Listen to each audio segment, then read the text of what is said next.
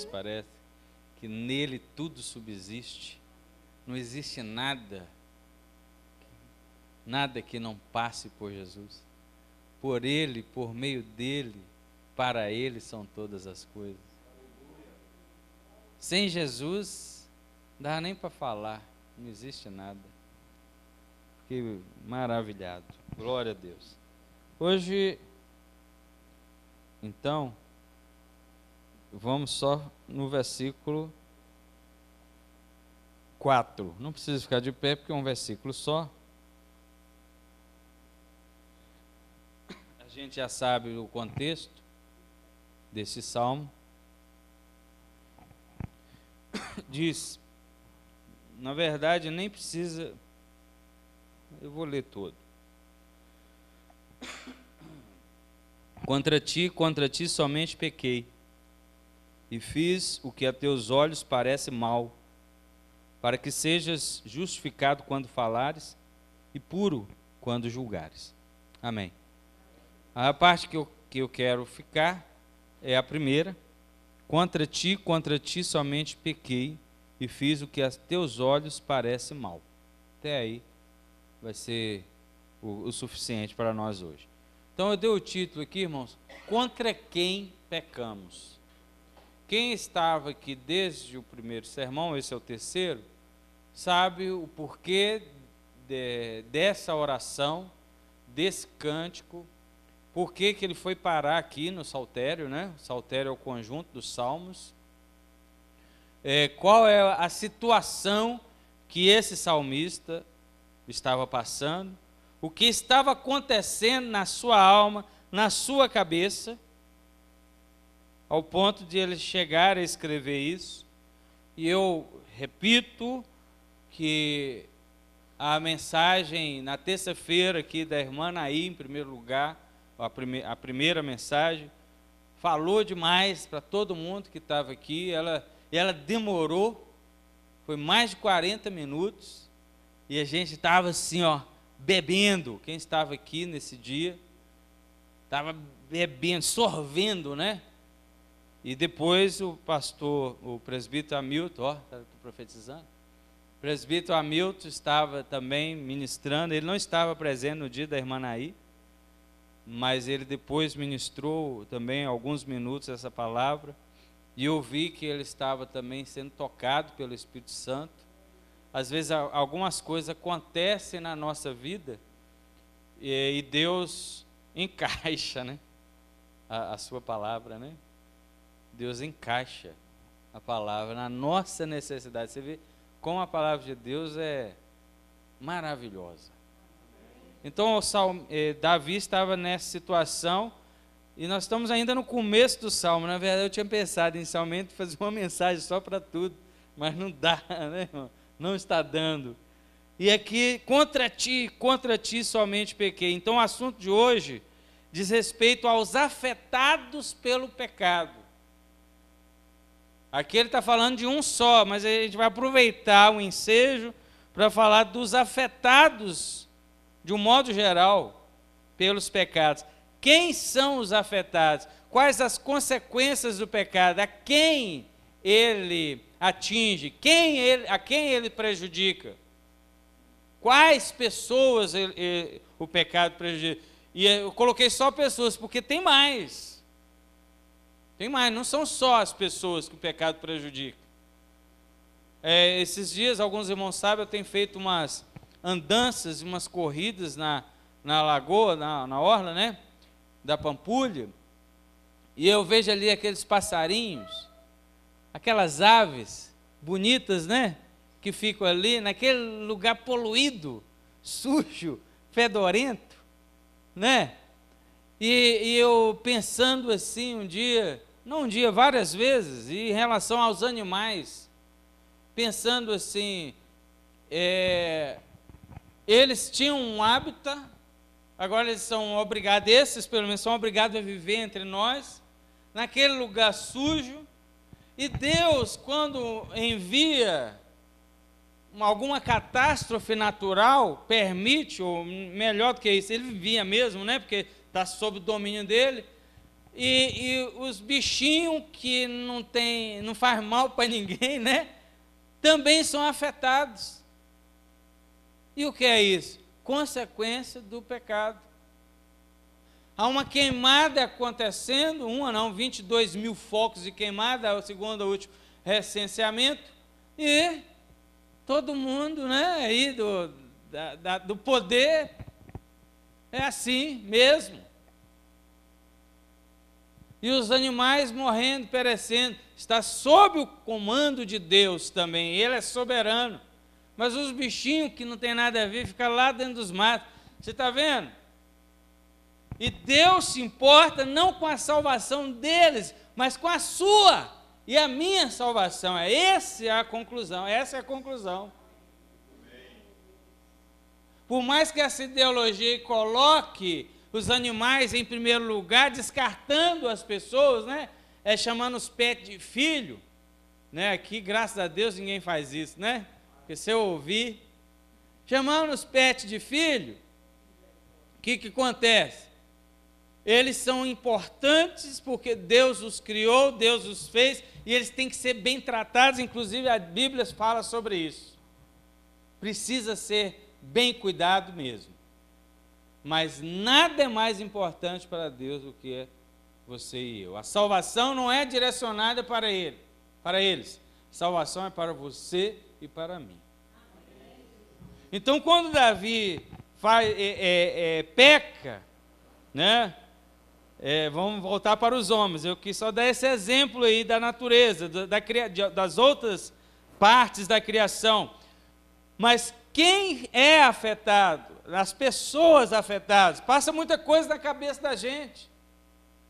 Por exemplo, em que Deus poderia ser afetado pelo meu pecado? Ele é Senhor soberano, transcendente, está acima de tudo e de todos, não pode ser abalado por nada. Por que o meu pecado abala a Deus? É uma pergunta que tem que ser respondida. Né? Uma outra coisa, por que o pecado degrada o ser humano? Ele se torna baixo e vil, inclusive aos olhos dos outros pecadores. A gente gosta de falar dos outros. Você viu fulano, mas Jesus falou, olha, cuidado aí, tá? Tem um negócio aí no seu olho. Você está vendo aí, alguma coisa aí. Você está com um cisco no olho, você está vendo uns negócios aí. Nos outros. Então ele peca, você também peca. O pecado dele é mau, é ruim e tal, e me prejudicou. E você nunca prejudicou ninguém? Você nunca falou abobrinha, não? De vez em quando são umas murangas que atrapalhou a vida do outro. Só eu que fui afetado. Porque quando fala em pecado, tem gente que só pensa em determinado pecado. Os outros, não. Não é pecado, não tem problema. Já viu? Porque existe... Lembra da mentira que eu falava antigamente? A mentira branca e a mentira cabeluda. É mentira. Né? Então, o homem não poderia simplesmente pecar e conviver normalmente com isso? Por que ele se sente tão mal com o pecado, mesmo que às vezes ele aparenta que não está tão mal? Né? Por que o pecado afeta os demais pecadores? Por que o meu pecado afeta os demais pecadores? Ou seja, como eu posso reclamar que o outro está me prejudicando, se eu mesmo também cometo pecado e às vezes prejudico a ele também? Então, essas 3 perguntas que a gente vai tentar responder aqui. Vamos começar. A primeira é: o pecado afeta a nós mesmos, em primeiro lugar. Tá? A quem eu peco, contra quem? Esse é o título da mensagem. Contra quem é o meu pecado? Em primeiro lugar, contra mim mesmo. Deu isso aí no discipulado. Contra mim mesmo. Podemos começar a responder uma das questões levantadas. Nós pecamos contra nós mesmos quando pecamos. Não poderia o homem simplesmente pecar e ficar por isso mesmo? Viver em um estado pecaminoso sem se importar com nada disso? Poderia, se não fosse por uma razão. Qual? O homem é uma criação divina e Deus não o criou para que amasse e se entregasse ao pecado. Vamos tentar aprofundar, mas pense nessa frase. O homem não se sente bem com o pecado, o homem fica transtornado com o seu próprio pecado, ele mesmo se transtorna, porque ele é uma criação divina, e Deus não o criou para se entregar ao pecado, para amar ao pecado. Mesmo que o homem natural goste de pecar, ame pecar, mas ele não gosta do que sente depois. Está entendendo? Ele não consegue deixar de pecar, mas ele gostaria de deixar de pensar no que ele fez. Ele se sente mal, prejudica ele mesmo, né? O homem natural vive em contradição consigo mesmo. E uma das últimas invenções do homem moderno é repetir para si mesmo que não tem problema, que isso não tem problema, que isso é assim mesmo, que você pode fazer o que quiser, ser o que quiser, sem se sentir culpado por isso. O homem moderno começou a pregar isso. Antes eram mais ocultos as mídias, os programas, os shows, as representações, nas mídias de um modo geral, teatro, TV, cinema, conversa, agora não é mais oculto, isso é claro. Eles dizem, não tem mais problema, nunca teve problema, tentando apagar.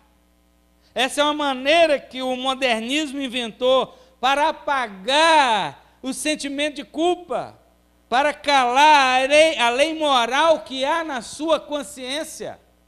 Romanos 2,15, lemos a semana passada e podemos ler de novo. Deus colocou, abre aí, Deus colocou a lei da consciência no homem, uma lei moral no homem, é algo da criação. Pode ler em voz alta, quem achou, por favor.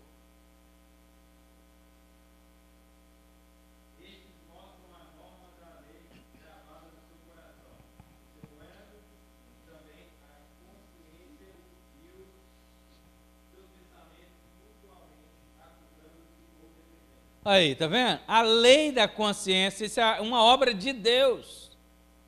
Está dizendo no versículo. Então, a lei da consciência, a lei moral, não é uma invenção da igreja, como eles estão colocando. Não é uma criação de pessoas conservadoras. A lei moral, irmão, é um chip, né, entre aspas, que Deus colocou no homem no momento da sua criação. Viu? É de fábrica, não dá para tirar.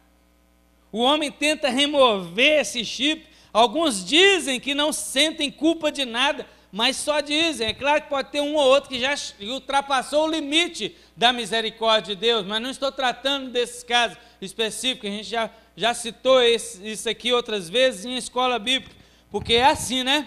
Tem um limite. Quando o homem ultrapassa para lá, virou uma chave e ele não volta mais. Mas, via de regra, eles dizem que não sentem culpa de nada, mas só dizem, na verdade, tenta se livrar desse chip, desse objeto ou órgão intrínseco, mas não tem jeito.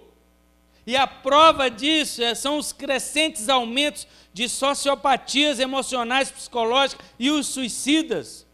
Por quê? Porque o homem foi criado por Deus para a glória dele. Não dá para viver de outro jeito. Para viver bem, não dá, não. Dá para viver mal. Para viver bem, não dá, não. Então, um homem natural comum não pode simplesmente pecar e não sentir nada. com isso, ou se sentir normal. Não dá, por causa do chip. Os irmãos estão entendendo? Amém. Porém, consequências diretas e bem graves ocorrem com ele. Uma delas é, ele se torna escravo do pecado. Ninguém gosta de ouvir que é um escravo, e eu pediria que não se sentissem ofendidos com isso, mas é a pura verdade. Essa verdade bíblica contradiz muitos socialistas por aí, muitos revolucionários sociais modernos.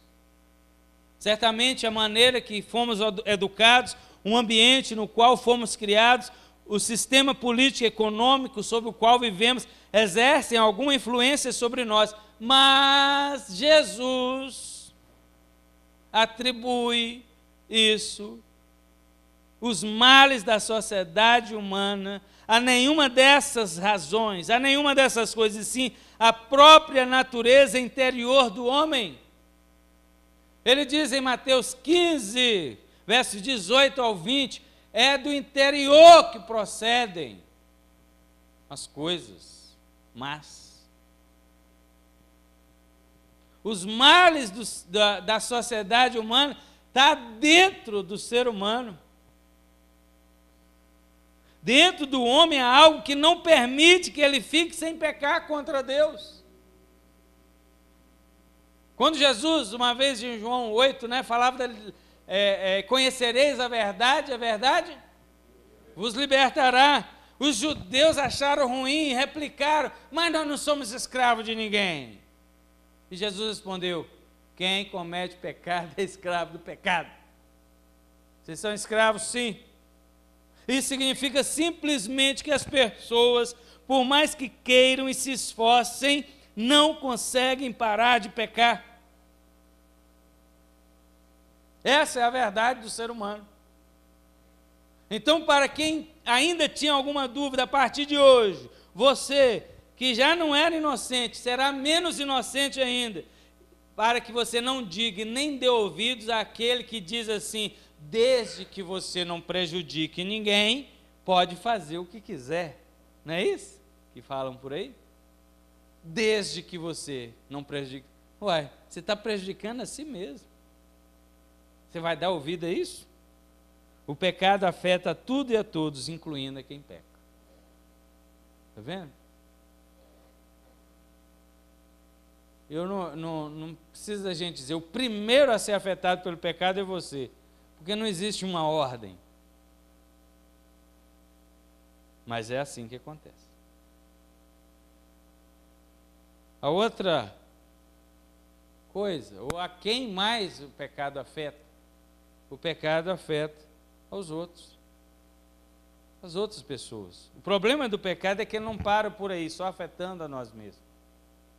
Porque às vezes tem os engraçadinhos e os orgulhosos que dizem, estou prejudicando eu mesmo, você não tem nada a ver com isso. Né? Mas ele não para por aí, só escravizando o homem.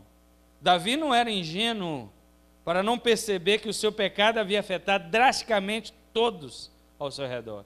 Ele sabia. Ele estava bem consciente da dimensão que o pecado havia tomado. Ele era esposo, pai, rei. E esse pecado afetou diretamente a sua família, a família de Urias, a família de Batseba e a sociedade de Israel, a qual ele era rei. Nenhuma esposa normal admite numa boa, que seu marido esteja se deitando com outra mulher. Nem mesmo entre culturas polígamas. Ou poligâmicas, não esqueci agora. Mas você sabia disso? Que no Oriente, entre os muçulmanos, o islamismo permite uma cultura de poligamia, mas há embates entre as esposas? Os missionários que às vezes nós trazemos aqui, eles falam sobre isso. Há embates, talvez não tão sérios assim, ao ponto de haver tragédias.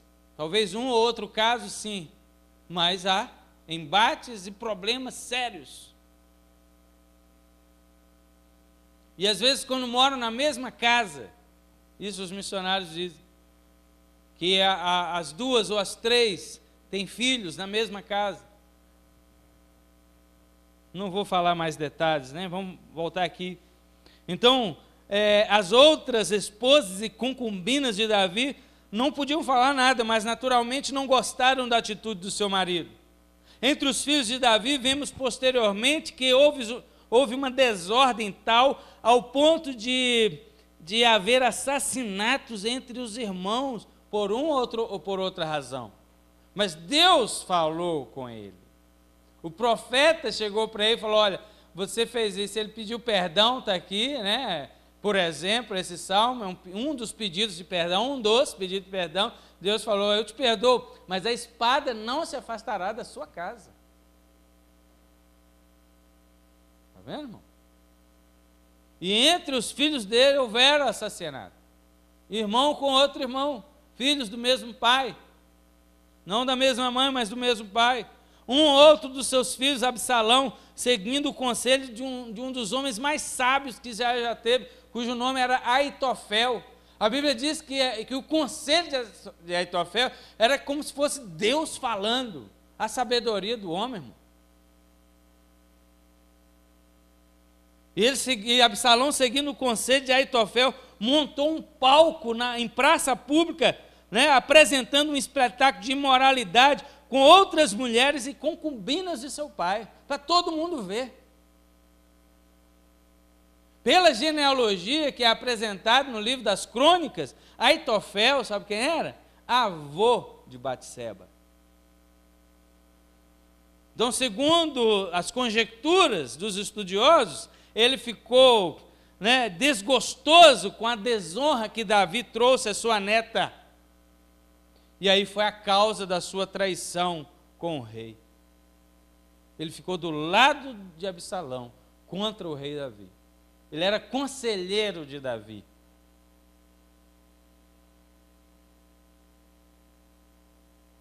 Sem contar a própria nação de Israel, que começou a se dividir nesse momento, porque Absalão estava começando a se declarar rei, e muitos do exército e do povo começaram a segui-lo.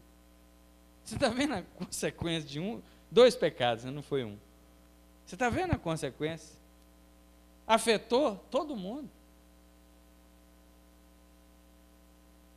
A seriedade do pecado, então, vai além, porque ele mantém o nosso ego em evidência. É o eu. É o eu. Tudo sou eu, tudo é para mim. Davi agiu assim porque ele queria, ele desejou, ele queria, ele podia, ele era o rei. Eu posso. Não é quando a pessoa fala, você está lá no poder, fala, eu posso, e eu faço isso. Não está acontecendo isso? E não está fazendo? É o ego, é o egoísmo. Está pensando em si mesmo. Não quero saber de nada, eu quero. O pecado é isso. Isso é o que o egoísmo faz, afeta todo o nosso comportamento com os outros. Não nos ajustamos às outras pessoas com facilidade, temos a tendência de desprezá-las ou invejá-las. Olha aí, ou nos sentimos superiores ou inferiores em relação a elas. Tudo é consequência do pecado, não é? Todos os relacionamentos da vida não são fáceis, marido e mulher, pais e filhos, patrão e empregado e por aí vai. Muitas brigas se devem ao nosso fracasso de aceitar o ponto de vista do outro. Exaltamos nossas virtudes, enfatizamos os defeitos dos outros, ou falamos entre os dentes sobre as virtudes do próximo, exageramos os defeitos dele, mas sempre temos uma explicação para a nossa falha. Está vendo? O pecado é isso. Deus disse, Jesus, né? Deus e Jesus. O resumo da lei: amarás o Senhor teu Deus de todo o teu coração, de toda a tua alma, de todo o teu entendimento, com todas as suas forças. E o segundo, amarás o teu próximo como a ti mesmo. Não. A Bíblia não fala para amar a mim. Fala para amar o próximo. Amar a Deus e amar o próximo. Mas primeiro eu, depois o próximo, se der. Deus em algum lugar aí depois. É assim que o pecado fez e continua fazendo. Lá fora, porque dentro da igreja a gente vai aprendendo e sendo liberto. Glória a Deus. Nosso propósito é mostrar aqui como o pecado humano e o egoísmo são as causas dos nossos problemas. Se substituirmos o egoísmo por um espírito altruísta, conseguiremos resolver alguns problemas a mais que nós não temos conseguido até então. Não é? Tem gente ressentida demais. Tem gente que não aguenta ver um outro recebendo um elogio. Ele se sente menosprezado.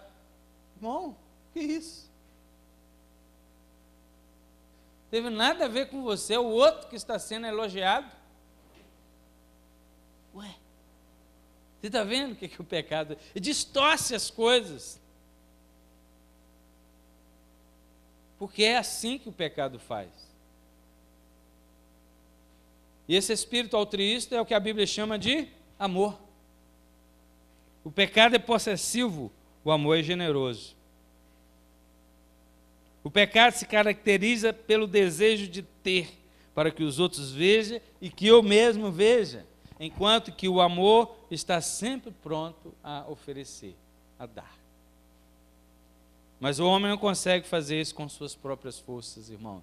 Então ele precisa de um Salvador. Nós temos a Jesus que nos salvou e estamos sendo libertos. Eu não gosto de dizer que, quer dizer, por um lado a gente pode dizer que somos libertos, por outro a gente diz que estamos sendo libertos. Eu acho que é o certo, não é? Somos salvos, mas estamos sendo salvos, não é? Porque a salvação se concretizará. Mas se eu morrer aqui agora, aleluia, que eu tenho certeza da minha salvação. Da salvação de Cristo para mim, por mim, tão vil, tão mal, tão pecador. Mas eu tenho certeza que Ele já me salvou. Mas enquanto eu não morrer, eu ainda vou melhorando. A Bíblia chama de santificação. A gente fala melhorar, mas a Bíblia fala santificar. Você vai se santificando. Ou seja, tem algo mais, sempre mais. Até a salvação chegar no ápice, é quando estaremos na glória celestial com Ele. Então aqui estamos cheios de dificuldades, de limitações, mas já somos salvos. Eu fui salvo, eu estou sendo salvo, eu serei salvo. Lembra da canção que a gente canta aqui? Justificado eu fui, santificado eu sou, glorificado eu serei. Está vendo? Então eu fui salvo, já fui justificado, ela não vai acontecer mais. Justificação é uma vez só. Eu estou sendo salvo porque eu estou me santificando. E serei salvo porque serei glorificado. A glorificação é a nossa partida para a eternidade. Eu gosto muito desse cântico, porque é uma teologia bíblica da salvação. Né? Continuando, a última parte agora. O pecado afeta Deus. Quem diria? Quem diria que o pecado afetaria Deus? A gente não pode perder isso de vista. Como poderia afetar alguém que é transcendente? É a nossa primeira pergunta na introdução. Como? Bem, em primeiro lugar, a gente precisa saber o que é transcendência. Alguns já sabem, não sei se todos, mas a gente pode falar. Transcendência é o aspecto da natureza e do poder de Deus que é totalmente independente do universo e está além de todas as leis físicas. Deus é, então, transcendente na medida em que Ele está acima da criação e não é limitado por ela, não sendo limitado nem pelo espaço e nem pelo tempo. Deus não tem nada a ver com esse mundo ao mesmo tempo em que Ele tem. Consegue entender isso? Deus não tem nada a ver com esse mundo, Ele é Deus, o mundo é físico, Ele é um ser espiritual. Deus é espírito. O homem faz, acontece, vai para lá, vem para cá, e a Bíblia diz em Isaías, acho que 18, que Deus está sentado no seu trono. Tudo em ordem para ele. O homem vai para lá, vem para cá, as nações, né? Outros rugem ali, os mares, os montes, e Deus está sentado no seu trono. Tudo sob controle, tudo sob o governo dele. Glória a Deus! Aleluia! Então, o que acontece? Como o homem poderia afetar a Deus? Eu estou lá no seminário, acaba amanhã os profetas, estou dando mais uma estudada no profeta Zacarias, e aí, no capítulo 7 de Zacarias, lembrei agora aqui, não está no script, tá? Capítulo 7 de Zacarias, o pessoal chega lá para perguntar a Deus, será que a gente deve continuar jejuando nos meses tal e tal e tal, que a gente jejuava? Deus fala, gente, aqui, deixa eu falar um negócio para vocês, quando vocês jejuam para mim ou para vocês? Quando vocês comem para mim ou para vocês? Irmão, você está vendo como que o homem sempre usar desculpas para não fazer algumas coisas que têm que ser feitas e fazer outras que não são para fazer? Quando a gente jejua, é para Deus, é para nós? Essa era a pergunta. Aqui mesmo, no Salmo 51, a gente vai chegar lá, podemos já falar. Podemos já ler. Verso 16, porque te não comprases em sacrifício, senão eu os daria. Tu não te deleitas em holocausto. Irmão, quem que instituiu a lei dos sacrifícios e dos holocaustos? Foi Deus. Mas Davi, não sei quantos mil anos na frente disso. Não era o Espírito Santo na vida dele? É que eu falei esses dias, a gente não colocaria Davi nos heróis da fé, mas Deus colocou. Olha aí. Sacrifício para Deus são um espírito quebrantado. A um coração quebrantado e contrito não desprezarás, ó Deus. Depois disso, sacrifícios do coração contrito e quebrantado, e o que acontece? Então te agradarás, verso 19, de sacrifícios de justiça, dos holocaustos e das ofertas queimadas. Então se oferecerão novilhos sobre o teu altar.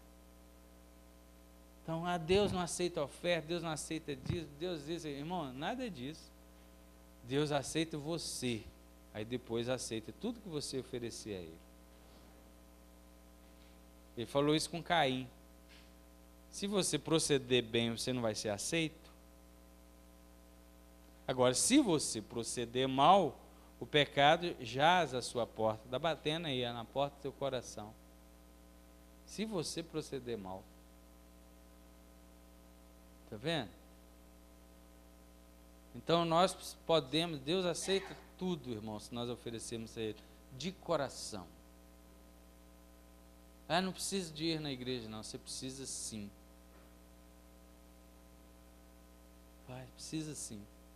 Mesmo que você não esteja bem, eu costumo dizer, porque numa igreja em que prega a palavra de Deus, o Espírito Santo poderá tocar no seu coração.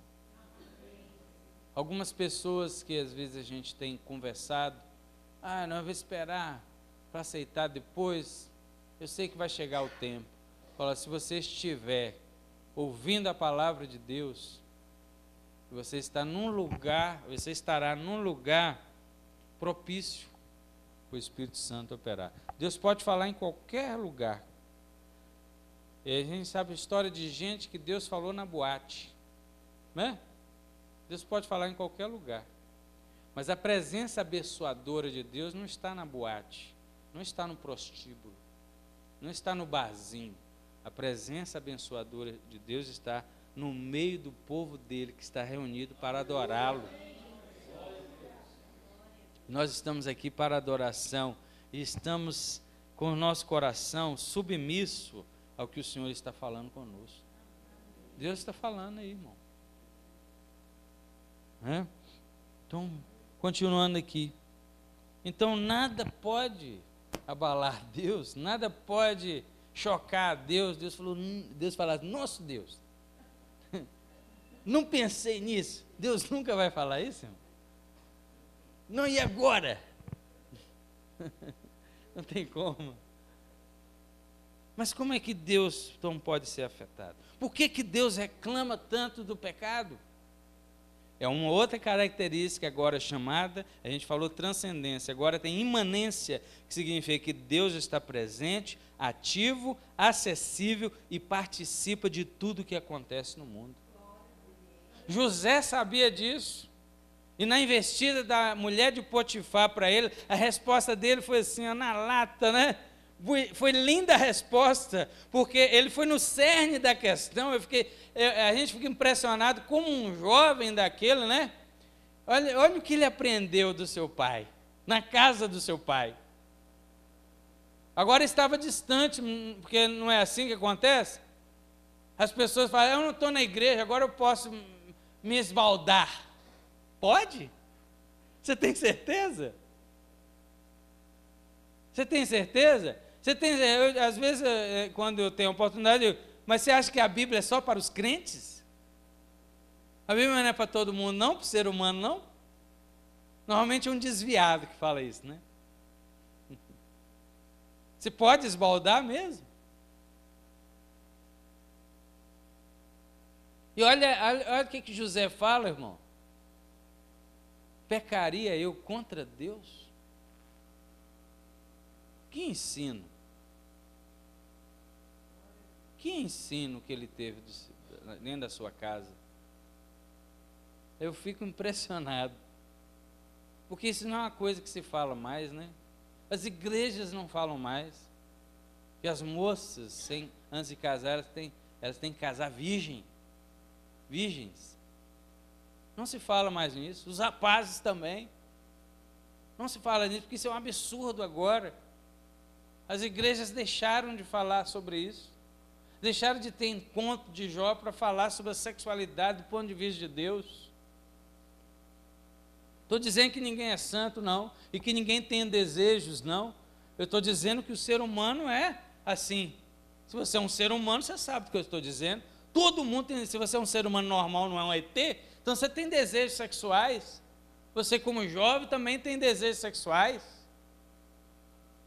Mas você tem que aprender que esses desejos têm que ser direcionados. E Deus direciona pela palavra dele.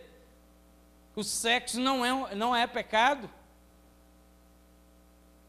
E Deus inventou um jeito dele não ser pecado. Casa.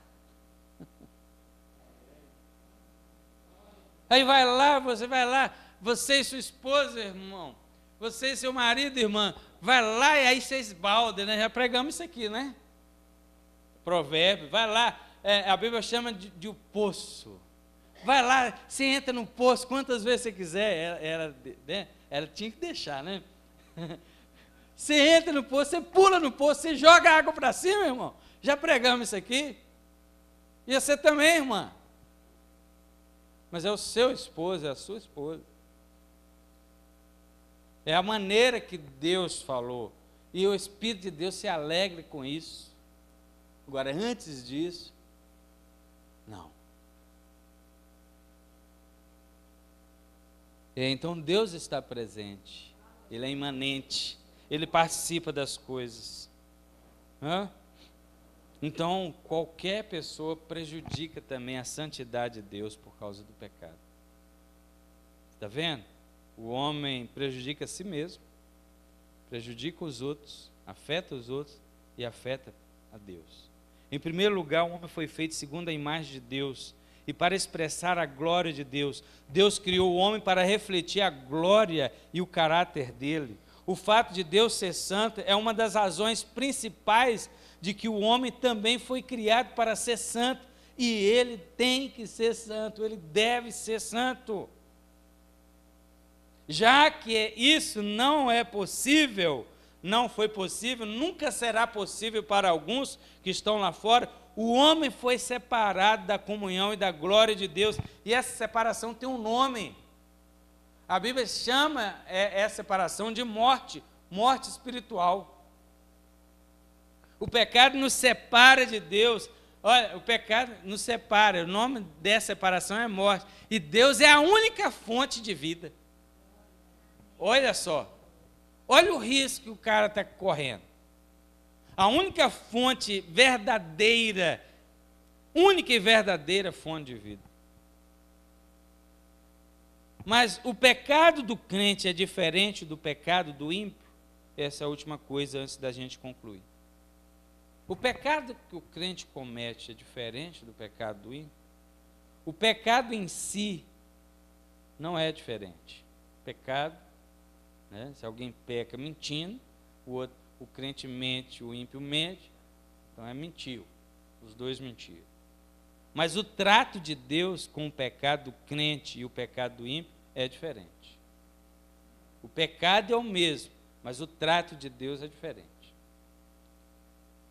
Deus, às vezes, tolera o pecado do ímpio aqui, né? Nessa vida, nessa terra, mas ele sofrerá as consequências do seu pecado totais lá no inferno, no lago de fogo. Às vezes, também, Deus não tolera o pecado dos ímpios. Isso acontece quando o ímpio chega no limite que Deus estabeleceu para o pecado dele. Isso acontece. Tem ímpio que morre aqui e ainda vai para o inferno, para depois ser jogado no lago de fogo, depois do julgamento, né? Depois da vinda de Cristo.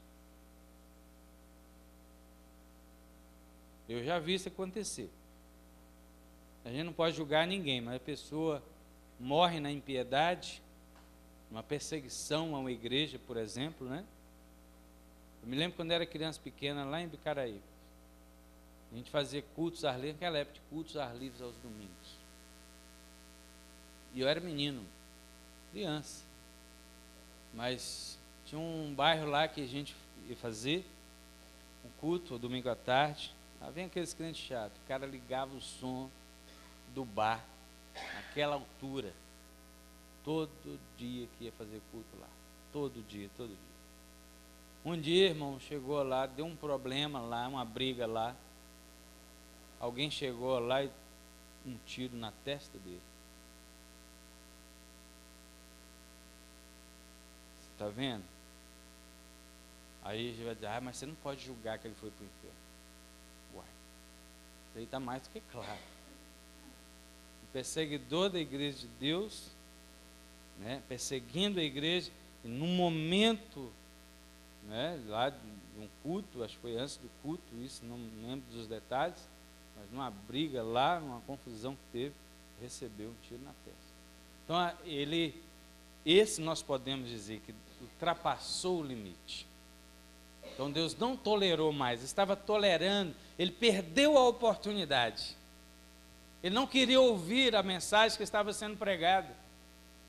Ele não gostava da mensagem que estava sendo pregada. Perdeu as oportunidades que lhe foram dadas. Né?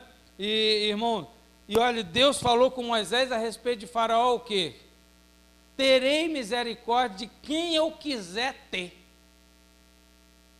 Ah, Deus é um Deus misericordioso. É sim. A gente fala isso aqui direto. É sim.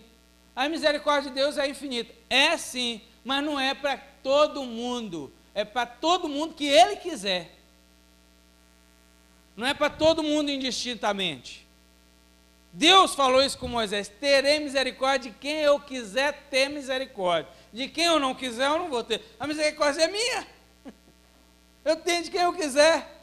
Só que Deus não falou isso para Faraó. Falou de Faraó para Moisés. Escolhi você para isso, mas não falou com Faraó. Falou para Moisés, como se estivesse falando para Faraó. Depois, o que Deus fez Faraó? Destruiu. Falou que não ia ter misericórdia dele e destruiu ele. Você está vendo? Em relação ao pecado do crente, a gente está falando do mundo, e fazendo comparação, em relação ao pecado do crente, Deus também dá um prazo de tolerância. Mas em um dado momento, dependendo do pecado, ele dá uma disciplina também, ou maior ou menor. Mas glórias a Ele, todas as disciplinas no crente são sempre para aperfeiçoamento. Fala amém direito. Amém. Glórias a Ele, é para aperfeiçoamento. O ímpio nunca chegará ao estado de santidade, mas você, irmão, é obrigado a ser santo. Deus te obriga a ser santo. Esse resultado deve ser sempre motivo de alegria para a igreja. Amém? Mas os processos que levam a isso podem ser muito dolorosos. Um dos irmãos que foram me visitar de outra igreja, eu falei para alguns que eu tive a oportunidade de conversar. Ontem eu estava ali na casa dos meus pais, ele trabalhava como capelão ali no João 23. Ele falou: pastor Charles, o que eu via lá, não dá para falar aqui. Não dá para te contar. Mas ele contou algumas coisas que eu achei cabeluda. Contou algumas coisas. E ele disse, isso aqui eu posso contar. Que tinha lá uma pessoa, um homem, e lá, há muito tempo, ele chegou lá, ele visitava, ele orava, eles conversavam e tal. E aí o rapaz era um crente. E aí um dia ele falou: irmão, você quer... E ele sempre coberto. Aí falou assim: irmão, você quer me ver eu pelado? Falou assim. Antes dele responder, ele tirou a coxa, né? Irmão, daqui para baixo ele não tinha. Não sei se ele ainda está vivo, porque tem pouco tempo. Ele só tem daqui para cima. Ele falou: eu hoje sou a pessoa mais feliz do mundo. Eu era muito rebelde. Eu brincava muito com Deus e com a minha esposa. Ele falou, foi isso que ele falou. E num local de trabalho que ele estava, alguma coisa onde passava um trem, o carro enguiçou na hora que o trem estava vindo, irmão. Pegou ele no meio, partiu ele. Falou: hoje eu sei, hoje eu sou um salvo, sou um santo, e Deus seja glorificado por isso, e eu estou feliz. Tem um preço. No caso dele, Deus fez isso com ele. Eu fiquei impressionado, porque ele contando é mais, né, do que eu, porque ele dá os detalhes, ele que estava lá. Mas Deus faz o que ele tiver de fazer, porque Deus quer. Lá no céu só entra santo. O ímpio nunca vai ser santo, mas você vai. Você vai ter que ser santo. Fala isso para o seu irmão: você vai ter que ser santo. Você vai ter que ser santo. Viu? Você vai ter que ser santo. Porque lá no céu não entra. Se não for, você quer entrar. Você quer, então você vai ter que ser o santo. E Deus vai fazer você santo. Deus fala: eu vou ter que te fazer santo, né? Deus não vai se obrigar. Eu vou te obrigar a ser santo. Glória a Deus por isso, irmão. Glória a Deus por isso. Esse resultado deve ser sempre motivo de alegria para a igreja. Como eu disse, mas os processos que levam a isso podem ser muito dolorosos. Às vezes não. Muitas vezes não, na maioria das vezes não, porque a igreja é chamada para a obediência. Então a igreja não fica por aí cometendo esses né, coisas desastrosas. Um ou outro caso acontece, mas não é comum acontecer. Então Deus também não fica fazendo esse tipo de coisa com todo mundo.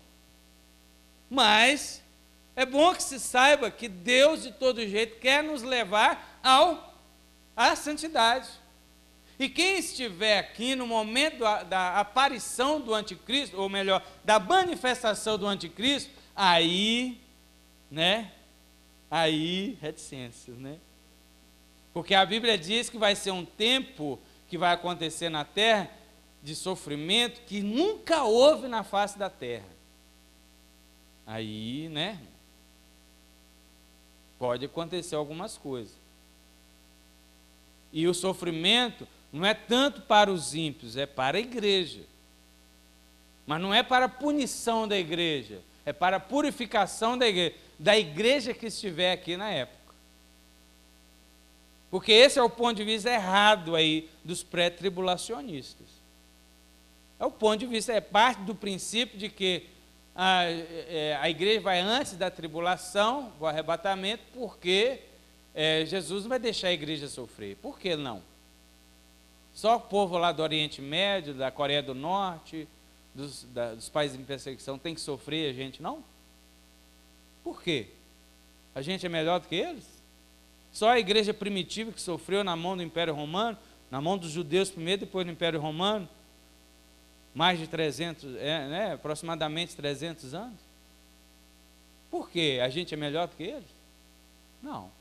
Haverá um tempo de dor na face da terra. Não só para os crentes, mas principalmente para os crentes. Porque a Bíblia diz que ele vai lutar contra a igreja e vai prevalecer. Mas essa prevalência, ela é aparente, é uma prevalência aqui na terra. Porque esses que morreram, nesse período, estarão, são vitoriosos. Mas a Bíblia diz que é um tempo que a terra nunca... Olha, irmão, o tanto de sofrimento que essa terra já teve. Jesus falar assim dá um pouquinho de receio. Né? Mas falou, né? Então vamos nos santificar. Aleluia. Então, depende de vários fatores, eu acabei colocando os fatores aqui. No caso de Davi, seu pecado tornou-se público. Mas a maior preocupação de Davi, e ele estava certo, era em resolver o problema com Deus. Por isso ele diz aqui, que a gente leu, contra ti somente pequei. Eu já falei que ele não era ingênuo de saber que ele tinha pecado contra as famílias, contra dele, contra dos outros e contra a sociedade. Mas o problema maior do pecado é com Deus. Contra ti somente pequei. Esse é o maior problema do homem, irmãos. Não quer resolver nada e quando pensa em resolver, quer deixar Deus por último, ou nem procura para resolver. Não é assim? O homem natural, principalmente. A igreja aprende. Olha, primeiro livro de Samuel, capítulo 2, verso 25. O sacerdote ali chega para os seus dois filhos, Ofni e Finéias. Fala, meus filhos, deixa eu te falar um negócio com vocês. Se ele fosse mineiro, ele ia falar com vocês, né? Falar um negócio para vocês. Pecando o homem contra o homem, o Senhor é o árbitro. Mas pecando o homem contra o Senhor, quem intercederá por ele? Você está vendo? O homem pecando contra nós, eu vou aqui, irmão, me perdoa, irmão, me perdoa. Pastor, desculpa, eu fiz um negócio, eu falei do Senhor, eu pensei, né? A gente resolve. E Deus está ali, né? Não, eu gosto desse negócio de perdão, vou abençoar, tal. Mas na hora que peca contra Deus, quem que está acima de Deus para... Você está entendendo, irmão? Você está entendendo? Fala amém, gente, de vez em quando. Pois é. Então esse é o maior problema do homem. Então o homem é assim, não quer resolver nada. Quando ele pensa em resolver, quando ele acha que vai tomar um prejuízo, fala, eu vou me humilhar aqui, porque senão o negócio vai ficar pior para o meu lado. Mas com Deus ele nem procura. Quem resolve problemas com Deus consegue resolver tudo mais fácil, irmãos. Tudo fica mais fácil, porque com Deus você está resolvido. Né? Resolver o seu problema com Deus está resolvido por toda a eternidade. Aleluia! Glória a Deus. Concluindo então, nem mesmo os instrumentos de destruição inventados pelo homem, olha, a pólvora, a bomba atômica, outros artefatos bélicos, podem ser tão letais e devastadores quanto o pecado, viu? Você lembra quando o povo de Israel estava saindo do Egito, Deus havia prometido que ia dar a eles uma terra que manava o quê? Leite e mel. E eles entraram, possuíram a terra. Essa terra, depois que eles foram cativos para a Babilônia, ficou 70 anos. A terra que reinava leite e mel ficou quase inabitada, ficou desolada. Por causa de quê? Do pecado. Você está vendo o que o pecado faz? Regras de conduta, irmão, são boas para nos frear e são necessárias. mas não resolve o problema espiritual do homem. A gente fala, dentro de casa, você tem que ensinar o seu filho a andar no caminho do Senhor, você tem que repreender, se precisar dar uma chicotada nele, você tem que dar. Né? Não seja exagerado, mas você tem que dar. Às vezes você tem que dar. Né? Né? O problema espiritual isso não resolve. Mesmo que Deus diga claramente para não fazer determinada coisa, o homem continua fazendo. Você está vendo como é que o pecado é no coração do homem? Sermões não resolvem o problema do homem. Então o que nós precisamos? O que o homem precisa? De um Salvador. Falar de novo. Repetindo, precisamos de um Salvador. Precisamos mais do que uma mudança pela educação, precisamos de uma mudança de coração. O homem desenvolvido, né, tem desenvolvido tecnologias, poderes físicos, poderes, como diz, de uma bomba atômica, uma bomba nuclear, mas é somente por um poder espiritual que o homem pode ser liberto. Jesus Cristo é o único que pode fazer isso. Ele oferece perdão. Aleluia. Né? A pior coisa que tem é a pessoa se sentir culpada, né, irmão? Todo mundo, né? Se você é um ser humano, você já se sentiu culpado em alguma vez na sua vida por alguma coisa. E todo mundo, alguma vez, se não disse, já pelo menos pensou nessa frase: se arrependimento matasse e reticências. Né? Mesmo na hora da raiva, ou mesmo sem raiva, não, isso aqui, com certeza, eu não... Oh, já está na hora, eu sei, irmão. Eu já sei, estou acabando já. Mesmo, irmãos, eu vou aproveitar aqui e beber água. Ajuda ela aí, irmão. Tá bom, já deu minha hora aqui. Então, irmãos, Deus oferece, Jesus Cristo oferece perdão e paz ao coração aflito pelo pecado. O homem não consegue conviver com a culpa para sempre, não, gente. Ele tem que resolver de qualquer jeito, ou indo a Jesus, ou ele acaba se matando. Culpa é um negócio sério, é o chip. É o chip acionado. Que eu falei, né? O chip que Deus colocou, entre aspas, tá? Não está na Bíblia isso não, esse nome não, tá? Para quem for assistir, fala, o pastor está falando heresia. Vocês entenderam? Mesmo que Davi não conhecesse Jesus Cristo, não havia chegado à época de Jesus Cristo, mas ele tinha um conhecimento tão profundo de Deus, irmão. É impressionante o conhecimento que Davi tinha de Deus, que outros no Antigo Testamento não tinham. Esses versículos que a gente leu, 16 e 17, como é que eu, né? Mesmo eu falo, não, Deus, eu sou muito legalista, né? Já fui pior. Né, já deu uma melhorada, mas eu era legalista. Não, Deus fala para fazer isso aqui, não, tem que fazer. Às vezes eu fico, será que eu não era igual aos fariseus, né? Não, está falando, tem que ser aqui, desse jeito aqui. Aí eu ficava assim preocupado de não desviar nem um pouco, nem para lá nem para cá, sofri demais com isso. Né? Depois eu fui mudando, Deus foi trabalhando outras coisas em mim, é um testemunho até particular. Algumas coisas não dá para falar, mas eu era legalista e eu sofria também com isso.